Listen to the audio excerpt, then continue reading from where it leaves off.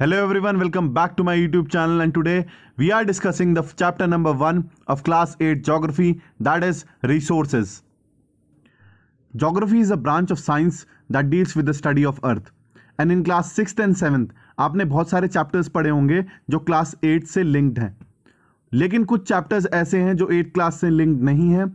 ये आने वाली क्लासेस जो आप 10th में पढ़ेंगे उनसे लिंक्ड हैं। And one of those are resources.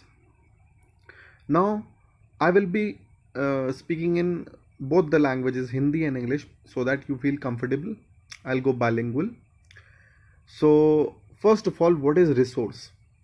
All materials available in our environment which satisfy our needs are called as resources. That means, कोई भी चीज़ ऐसी जो आपकी ज़रूरत की हो, जो आपकी ज़रूरत पूरी करती हो, उसे हम रिसोर्स कहते हैं। हर एक रिसोर्स की वैल्यू होती है। वैल्यू मतलब worth. Some resources have economic value and some do not, but both are important and satisfy human needs. इसका मतलब यह है कि resources पैसों से भी खरीदी जा सकती है और पैसों से नहीं भी खरीदी जा सकती है, but they are very important. समय के साथ, टेक्नोलॉजी के साथ धीरे धीरे resources भी चेंज होने लग गई हैं. People themselves are the most important resource. जो इंसान खुद है, human. Human is a very important resource. It is their idea, knowledge, inventions, discoveries that lead to the creation of more resources. And अपने ideas के साथ, inventions के साथ वो resources को और बढ़ाता जा रहा है. Resources आपने definitions पढ़ ली, but मैं आपको 2-3 example दूंगा like air, water, building, car. All these things satisfy your needs. That's why these are all the examples of resources. Each discovery and invention leads to many others. जब भी हम कोई discover करते हैं या ह्यूमन डिस्कवर करी है, invent करी है, तो वो एक से दूसरी तरफ बढ़ता गया है. जैसे for example, discovery of fire led to the practice of cooking. जब आग जली तभी लोगों ने खाना बनाना सीखा. Invention of wheel resulted in the development of newer modes of transport. जैसे ही व्हील का इन्वेंशन हुआ वैसे ही ट्रांसपोर्ट बढ़ने लग गया, अलग अलग तरीके के ट्रांसपोर्ट इस्टेब्लिश होने लग गए. Now we will move on to types of resources. Generally, the resources are categorized into 3. That is natural resource that we get from environment, जो हमें प्रकृति से मिलता है. Human made resources that we have made as humans with our intellect, हम अपने दिमाग से invent करते हैं चीज़ें, that is human made. And third and most important, human itself. Now we will study them one by one. First of all, natural resources. These are those resources that are drawn from the nature and are used without much modification. मतलब इनमें हम changes नहीं करते हैं, nature हमें जैसे देता है हम use करते हैं, like air, water, soil, minerals. Natural resources.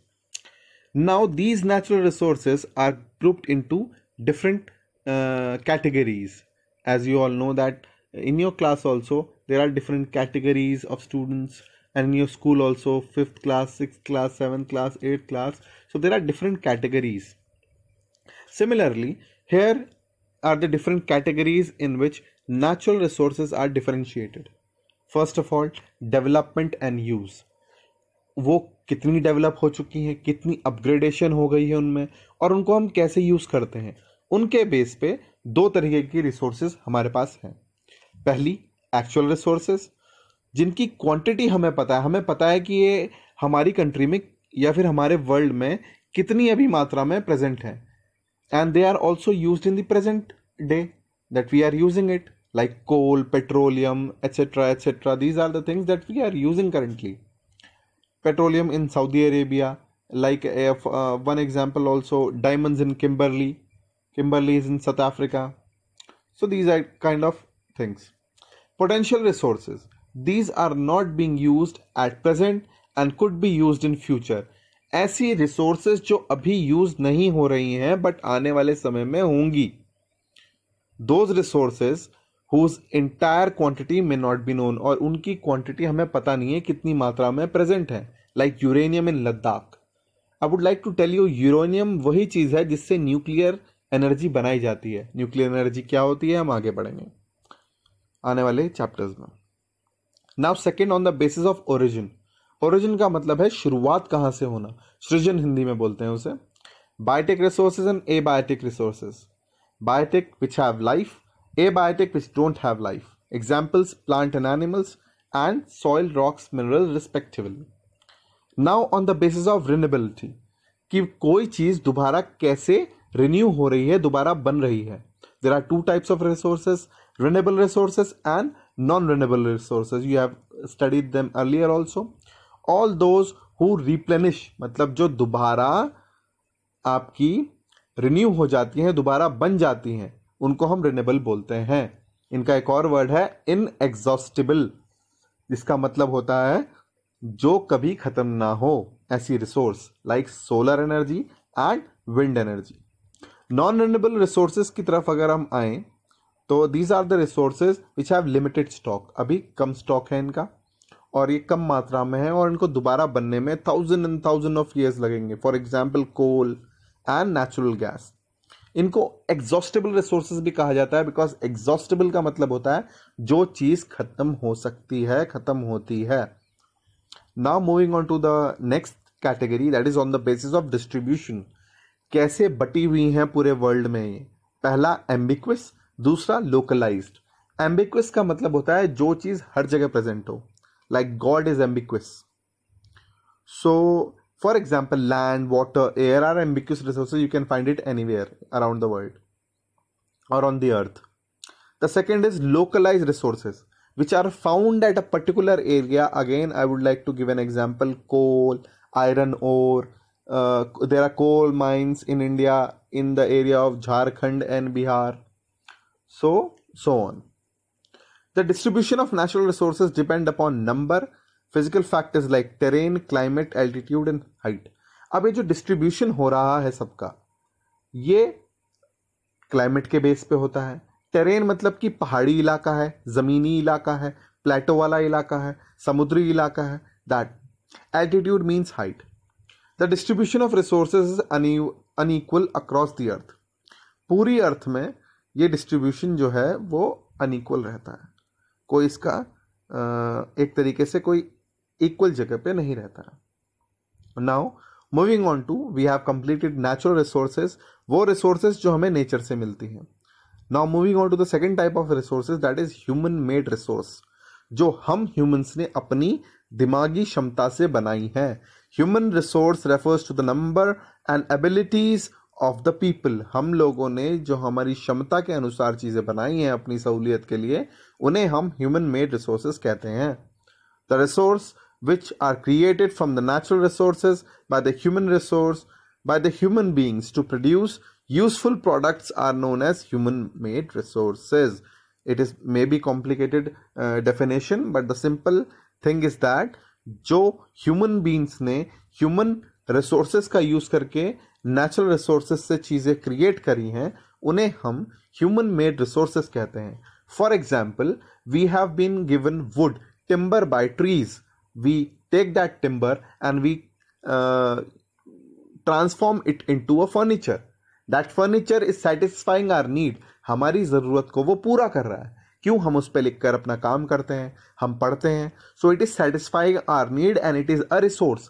But हमें कहाँ से मिला वो हमें पेड़ से मिला. तो पेड़ क्या है? Natural resource. फिर हमने ह्यूमन रिसोर्स, कारपेंटर एक ह्यूमन रिसोर्स है, उसने वो बनाया. तो और हमने बनवाया, हमने ह्यूमन रिसोर्स से उस चीज़ को बनाया है. So we have made it. Technology had played a great role, like machinery, help in industrialization. Buildings आजकल 5 से 10 दिन के अंदर खड़ी हो जाती है, बड़ी से बड़ी building. In China, in other countries also, in our country also, I can give an example of Statue of Unity, which is the tallest building in this world. So due to the help of technology we are able to make it. The third is human as a resource. इंसान एक resource की तरह. Human resource refers to the number and abilities of the people. People can make the best use of nature to create more resources when they have knowledge, skill and the technology. People are human resources.